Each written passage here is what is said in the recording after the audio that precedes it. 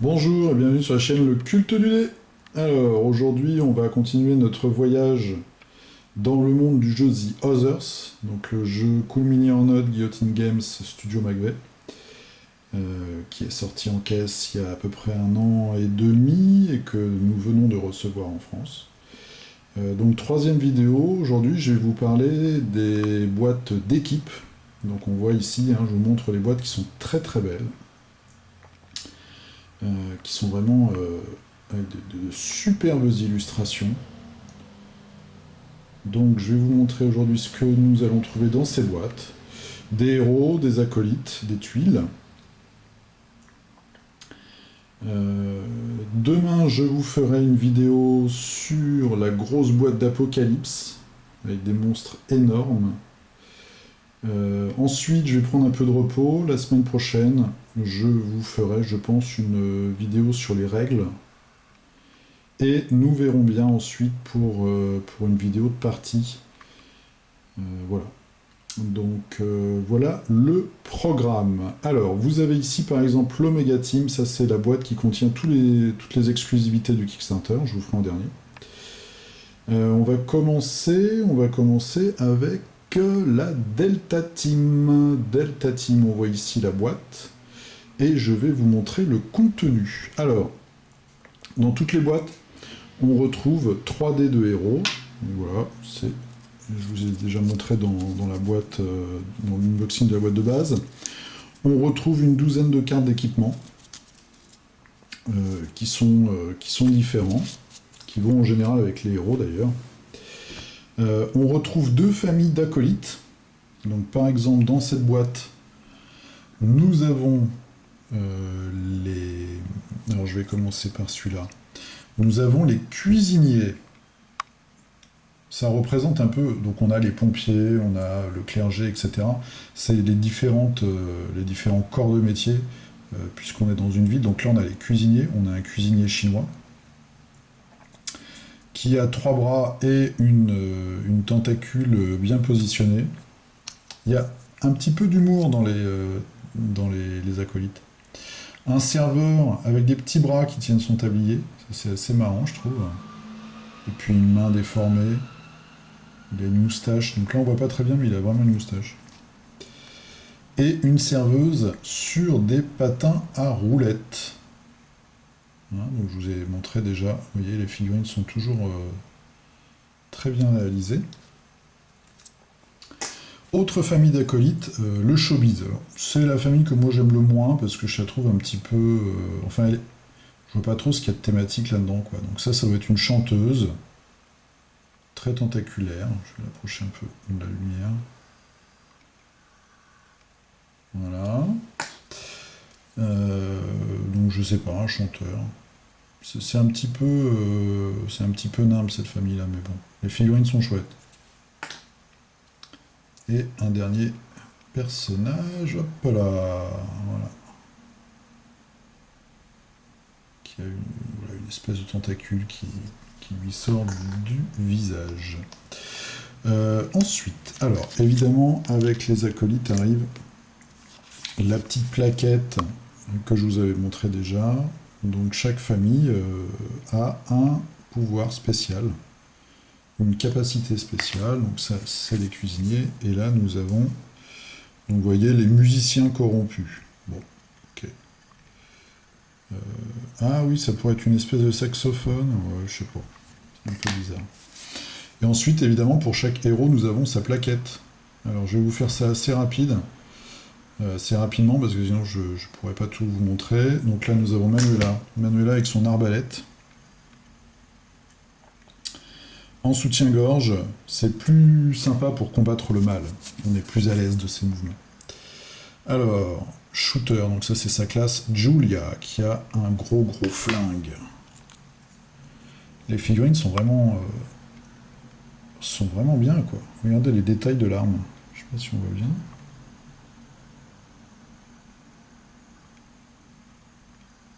Voilà. Alors il y a sûrement des références qui m'échappent. Wengzi Wong, ça je pense que c'est un personnage peut-être du jeu d'infiltration avec Snake, là je connais pas le nom du jeu. Je connais un petit peu l'esthétisme, enfin l'esthétique, faut que j'arrête de dire esthétisme d'ailleurs. Voilà, il y a des espèces de katana énergétiques. Kurt, un gars avec des couteaux et des tatouages. Kurt, je sais pas si... Je vais tourner ça par là un peu. Voilà. Kurt, et des roues flaquettes. Et Bob, bon, un aimant kilt avec des flingues. Voilà. À chaque fois, on a un petit livret dedans.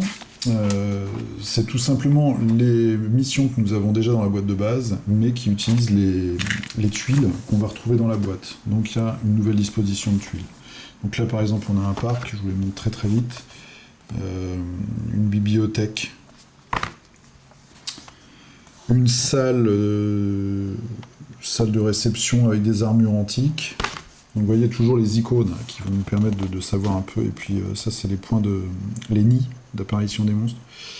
Un morceau de métro. Et là, une espèce de grand escalier comme ça qui monte avec une énorme statue au bout. Voilà, donc dans une boîte, vous allez avoir 3D. Combien de tuiles? 5 tuiles. Un petit fascicule avec les missions. 5 héros. Et 2 familles d'acolytes, donc les acolytes, il y en a 6 de chaque, ça fait 12. Et une douzaine de cartes d'équipement. Voilà, maintenant je suis bien embêté parce que je ne sais pas comment ranger tout ça. Alors je vais prendre ça. Ça, c'est la boîte avec la naine. Donc la boîte avec la naine. Hop, c'est la Beta Team. Beta Team, il y a des persos super. Voilà, Beta Team, c'est là. Alors, Beta Team, on va aller vite. Nous avons Fred. Fred, c'est ma figurine. Voilà, ils ont fait une figurine d'un gars avec mon prénom. Il a un gros ventre. J'aime beaucoup cette figurine. Lui, je ne me souviens plus de son nom. On a déjà dans la boîte de base 2 personnages qui ont ce type d'armure, exactement ce type d'armure. Une guerrière du film Avatar. Vous me dites dans les commentaires si vous voyez des références que je connais pas. Moi je passe souvent à côté d'un certain nombre de trucs. Alors ça c'est une jeune femme qui a un décolleté plongeant. C'est une figurine d'après une illustration de Paolo Palente. Avec des sabres avec une chaîne au milieu. Et ça c'est une naine. C'est pour ça qu'elle a l'air, les proportions ont l'air un peu bizarres. C'est une naine. Ensuite, nous avons les policiers corrompus. J'aime beaucoup les personnages comme ça, les acolytes. Je trouve qu'ils ont un côté vraiment rigolo. Mais qui va bien avec le jeu. Une policière donc, qui a la bouche complètement tordue et qui a une matraque un peu tordue, qui va faire un redressé. Et un autre policier aussi qui a la langue bien pendu.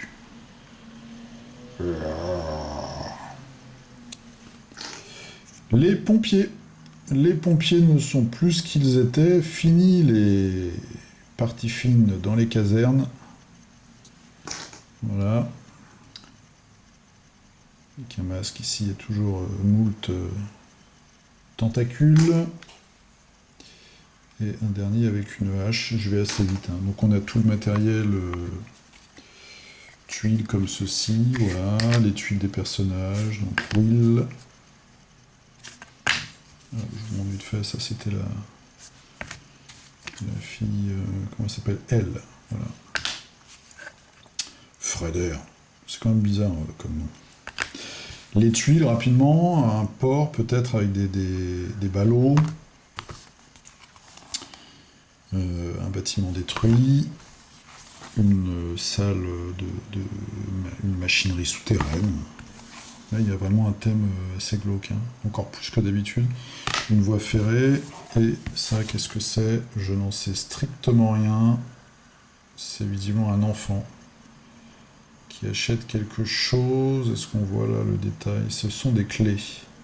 avec un gros livre, peut-être une référence à la clé d'argent dont parle Lovecraft dans Démons et Merveilles, je crois, le livre à propos de la région des rêves. Ensuite, une team très très sympathique aussi, la Gamma Team. Il y a un côté, ce que j'aime bien dans le jeu, c'est qu'au niveau des aventuriers, il y a un côté Hellboy. Par exemple, ici, nous avons un gorille. Voilà, pour ceux qui connaissent, le comics de Arthur Adams, Monkey et O'Brien, et ben moi ça m'a fait penser directement à ça. Un gorille. Nous avons une lycanthrope, donc là, la forme humaine, avec sa grande épée, et la forme lupus, je ne sais pas comment on dit.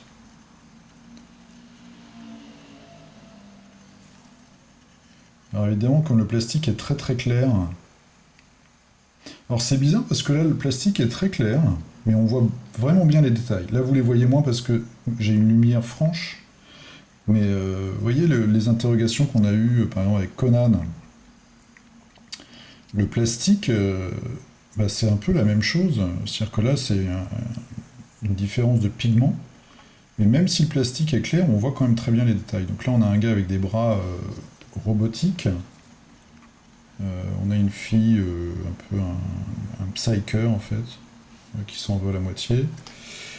Et un archer avec un casque, je vais vous montrer les vignettes parce qu'elles sont vraiment sympas. Un casque qui lui recouvre le haut du visage. Ah, ça c'est alors, ils sont vraiment superbes ceux-là. Les vieux corrompus. Alors, on a une vieille dame qui ressemble un peu à Margaret Thatcher, avec beaucoup de tentacules qui lui sortent de sous la robe, enfin sous la jupe. On a un gentleman avec son parapluie, son chapeau melon, et lui aussi, il a beaucoup de tentacules qui lui sortent du visage. Et enfin, un monsieur très distingué, en pyjama, avec ses... alors c'est plutôt en anglais, donc on va dire des slippers. C'est charentaise, et il y a beaucoup de tentacules aussi, et il tire la langue. Cette série-là est vraiment, vraiment géniale. Et on a joué sur les contrats, je pense, dans cette boîte. Donc là, nous avons maintenant les rappeurs, les gars des rues, quoi. Donc là, on a une fille avec son petit nounours. On a un gars qui se pose là,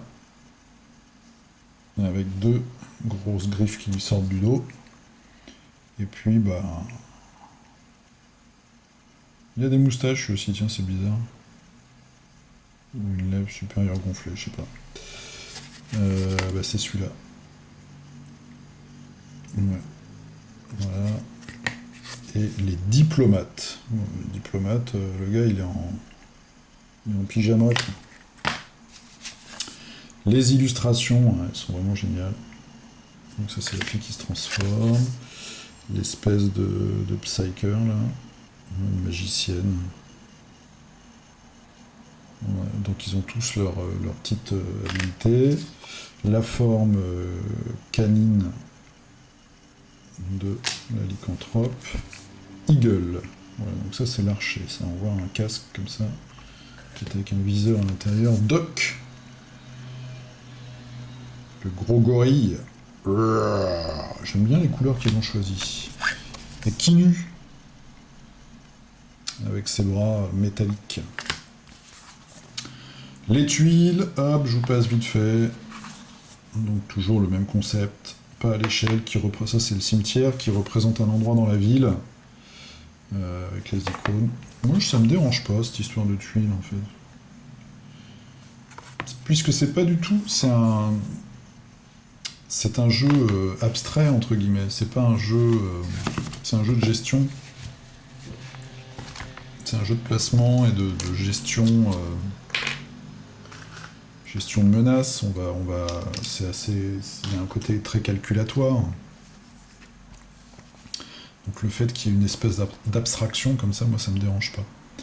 Alors ensuite, la Omega Team, donc la dernière team que je vais vous présenter, les exclusivités du KS. Donc nous avons la figurine. Donc là, pas d'acolyte, 2 monstres et 6 héros. Donc la figurine d'Adrian Smith, en fait c'est Adrian Smith. La figurine qui était en exclu au tout début du Kickstarter, après il y en a eu d'autres, donc ça c'est le cadavre je crois. La toute dernière, une espèce de prisonnier. Le sosie, elle s'appelle Rosie d'ailleurs, de l'actrice fétiche de Pedro, voilà je dis des bêtises, Pedro Almodovar. J'ai dit la dernière fois aussi, l'écrivain c'est Clive Barker évidemment, c'est pas Baker, je vous l'ai peut-être déjà dit au début de la vidéo. Alors voilà, c'est Rosie De Palma, voilà, vous verrez le dessin lui ressemble beaucoup. Une jeune fille qui fait un peu fait asiatique, forte poitrine, fait un petit peu rebelle du sud-américain, mais bon, je sais pas. Et là, alors là, c'est une référence que moi j'ai pas, mais je pense que ça doit sortir d'un film. Et on a 2 monstres qui viennent avec des cartes de même type que les cartes du Club de l'Enfer. Donc on a un homme comme ça qui vole, porté par ses tentacules. Donc là, il y a moyen de faire une belle figurine. Et un enfant monté sur une énorme larve. Ça, c'est un peu... c'est un hommage à Lovecraft, je crois. C'est un Lovecraft Junior. Monté sur une créature ignoble. Voilà. Vous voyez, l'univers est quand même... il y a beaucoup de diversité. Là, on peut faire des yeux sur cette créature. Avec cette bouche. Vous voyez, on voit, il y a même les filaments de bave. Les filaments de bave sont sculptés dans la bouche. Si c'est pas beau, ça. Il y a une autre bouche en dessous. Des mains qui tiennent comme ça. C'est troublant, hein.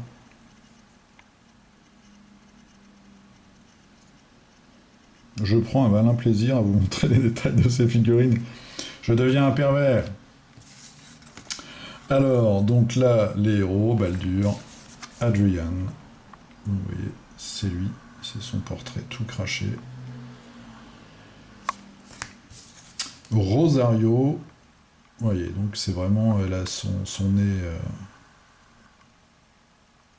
avec son énorme flingue. Le dessin est beau, hein. Nicole, voilà, c'est Nicole. Alors elle fait asiatique, mais ouais, je sais pas. Moi je la voyais plutôt en Amérique du Sud. PhD, alors ça je sais pas du tout. Un mec comme ça avec une grosse mitrailleuse, je suis sûr que ça sort d'un film, mais je sais pas du tout lequel.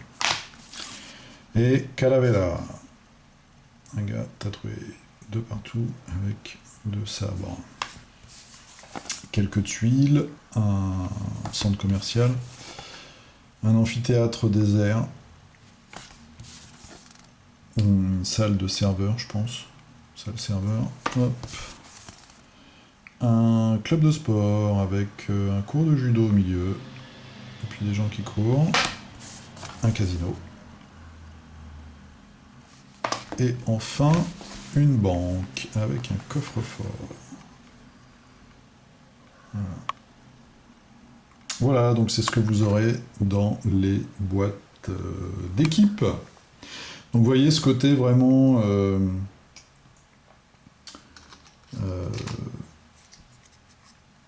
il y a un petit côté super-héros. Un petit côté super-héros avec ce gorille là. La créature de Avatar. Alors peut-être que ça va déplaire à certaines personnes qui trouveront que c'est un peu trop n'importe quoi. Moi j'aime bien. J'aime bien ce côté un peu foutraque.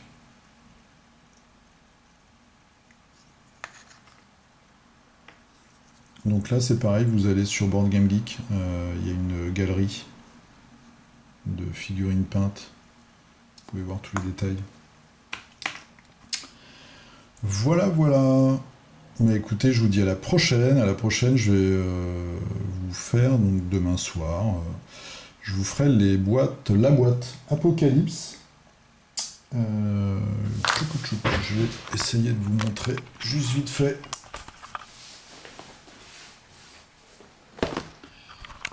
Voilà, une des deux boîtes que je vous montrerai demain, Main of Faith, vous voyez, avec des gars hindous, vaudous, le deuxième en partant de la droite s'appelle Constantine, et puis un chinois. Je trouve ça vraiment sympa, quoi. Il y a vraiment de l'imagination, c'est tout à fait moi le genre d'univers que j'adore. Voilà, je vous dis à la prochaine, je vous souhaite une très bonne soirée, une très bonne nuit, je vous dis à très bientôt, salut!